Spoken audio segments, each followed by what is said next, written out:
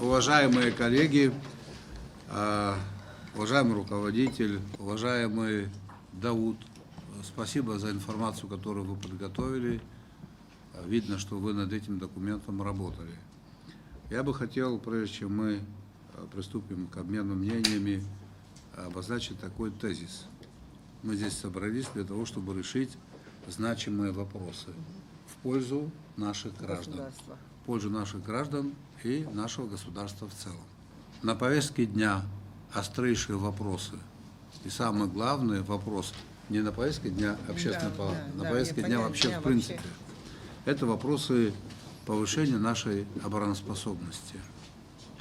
Вы знаете о том, что это очень затратное направление деятельности, и нам необходимо изыскивать колоссальные ресурсы для поддержания определенного уровня обороноспособности.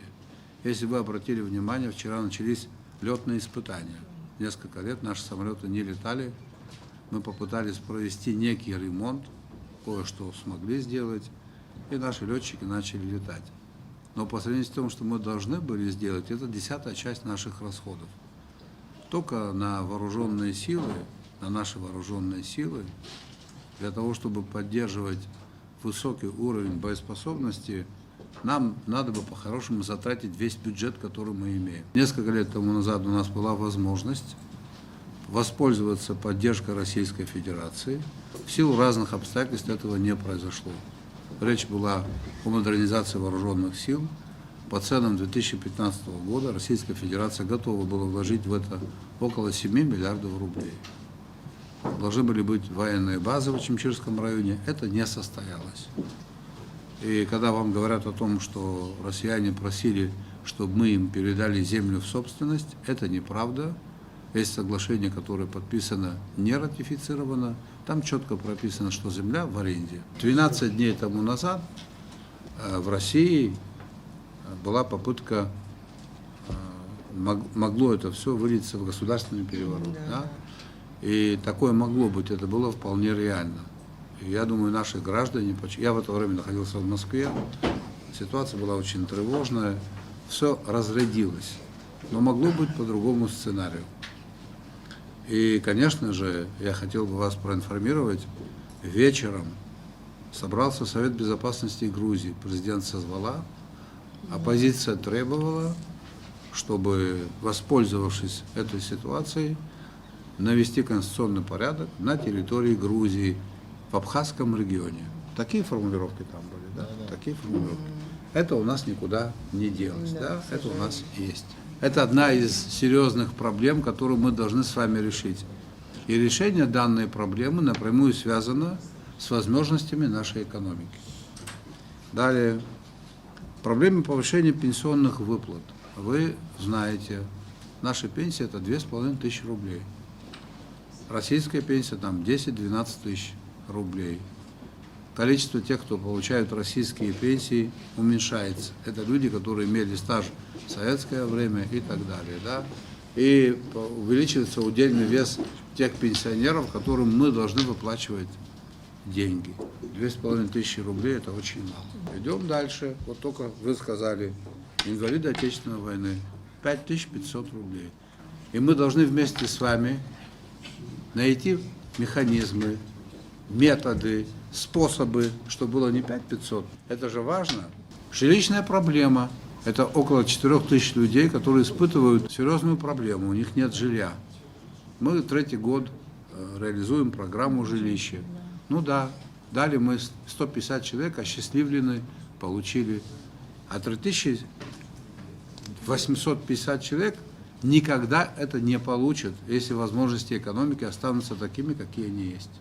Руководство Абхазии ищет приоритетное направление развития экономики. Российская Федерация нам помогает. Собственных капиталов не хватает. У нас есть уникальная история. Она состоит в том, что у нас уникальная природа по-настоящему. Уникальный климат, состав воды, состав почвы, состав воздуха. Мы его еще не испортили. Нам необходимо развивать индустрию гостеприимства, туризм.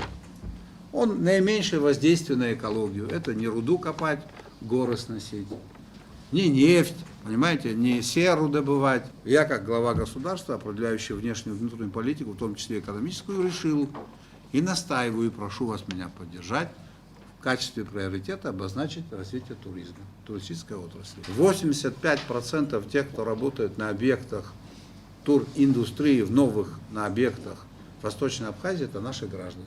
Там это востребовано. Нам необходимо, конечно же, воссоздать вот эти учебные заведения, специальные профтехучилища. Государство не может гарантировать и обеспечить рай кому-то. Государство существует для того, чтобы не допустить хаоса и дать людям, кто хочет, желает и может работать, чтобы у них эта работа была. На это направлен наш курс. Вот документ, который был составлен по поручению правительства Абхазии в 2016 году. Программа развития территории города Гагра как курортно-туристического центра на 2017-2035 год. Вот некоторые цифры из этого документа.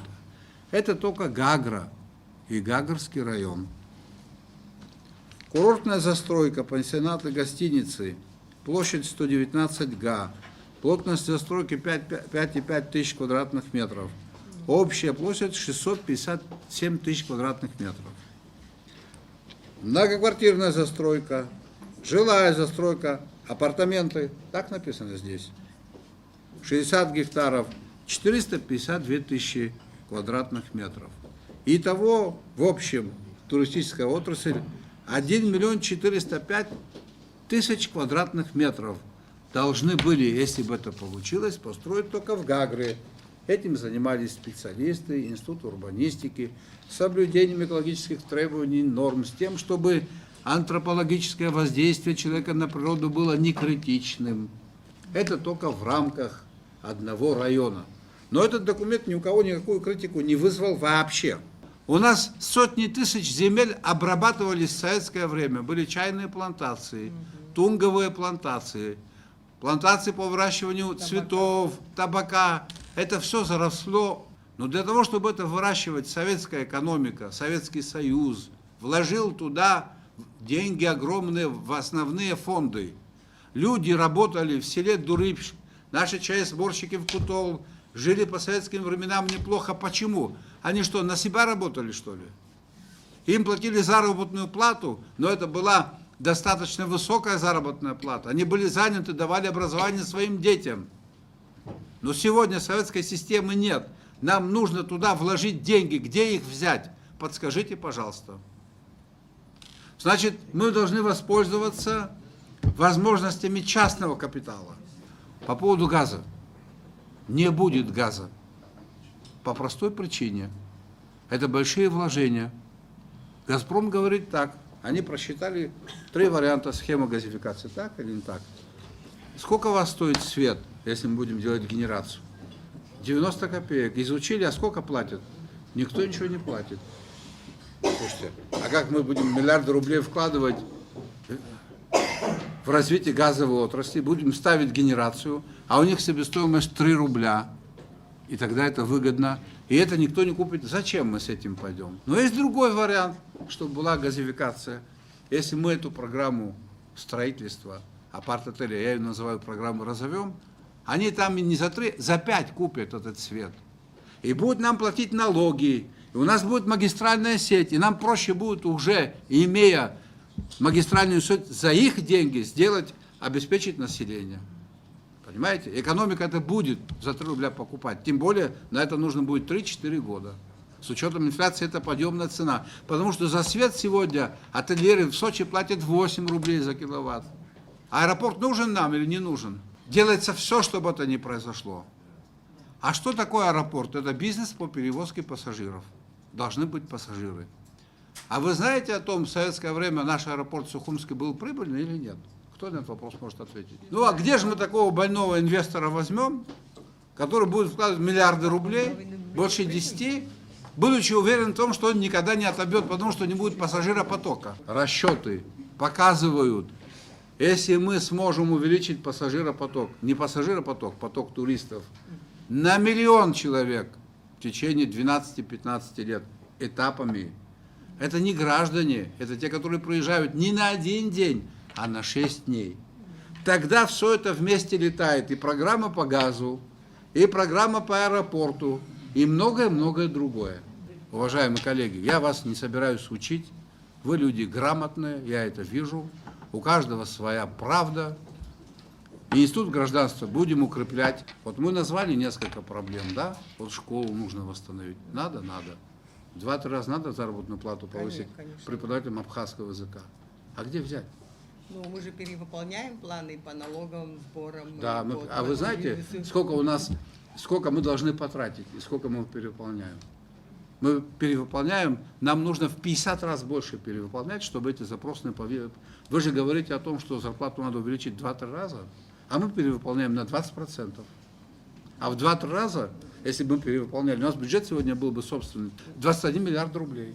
Дорогие друзья, 1,5 миллиона квадратных метров или 30 тысяч апартаментов, если взять вот там плотность застройки 15, это получается всего 200 гектаров. Это в 2 раза меньше, чем Кинская птицефабрика по всей Абхазии.